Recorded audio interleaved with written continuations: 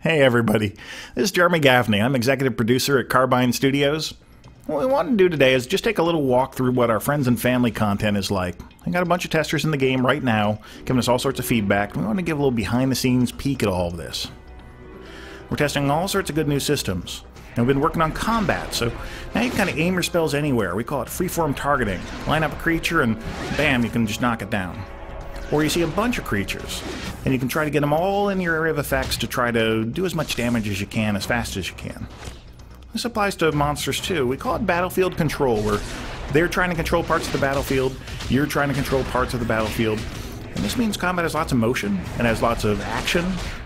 There's also much more of a strategic element to it. So even in a one-on-one fight, you're getting creatures that are trying to take away parts of the battlefield while you're trying to do as much damage as you can to them, as fast as you can. And this applies even in the low levels. You know, this is in our level 6 through 10 zone. You're already starting to see big fights, tough creatures. And also you're able to start interacting with the environment in really interesting ways. You know, this blue rock's called Loftite, and it makes you lighter than air when you get near it. So you can do super jump. Whenever you see that kind of blue crystal, you can use this to bounce around through the world. And we've hidden all sorts of things in the environment where this is one of our stealth classes. They sneak up to a crate, they set off the fireworks, now it starts damaging everything in the area so that you can leap in and attack it, and like a little advantage in combat for learning about the environment. And these things aren't just small things, you know, they're big ones too.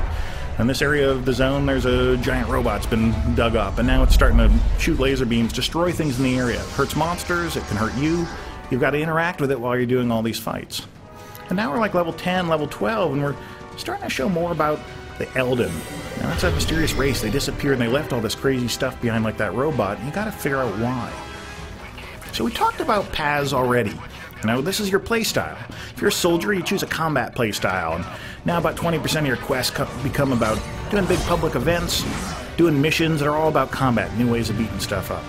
Or you're an explorer. Now that same percentage of content becomes about sneaking up and dodging avalanches and trying to find the highest vistas in the zones.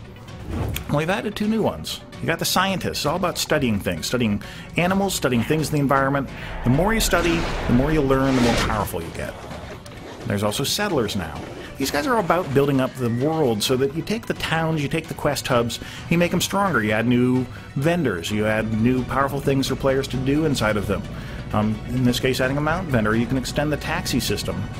So let's talk environments. This is Galaris. This zone's maybe level 10 through level 20. What we try to do is give you all sorts of different environments within it to be able to play in. And this means different puzzles hidden in different places. It means different visual styles throughout the zone. Some areas are dark and brooding and nasty. Some areas are lighter or happier. What we're really trying to do is make sure you don't get bored. These games take hundreds of hours to play, and so we want to make sure that you're getting a whole bunch of different visual stimuli and also different gameplays throughout it. So here's a big battlefield, and you're fighting for control of one of the cities in the zone. And what this means is that you're having a different kind of experience here than you are elsewhere, and we keep on varying this up. You know, every half hour or so we like to throw a curveball at you to keep on making sure things are interesting for you. So our goal here was to cover about 45 hours of content in under 4 minutes. That has proved to be impossible. There's still a ton more that we need to talk about, including what are these strange floating islands up in the sky. So keep an eye on our WildStar Wednesdays. We love interacting with our fans, and so we'll just keep on putting up more and more information and listening to you, the fan. Thank you very much.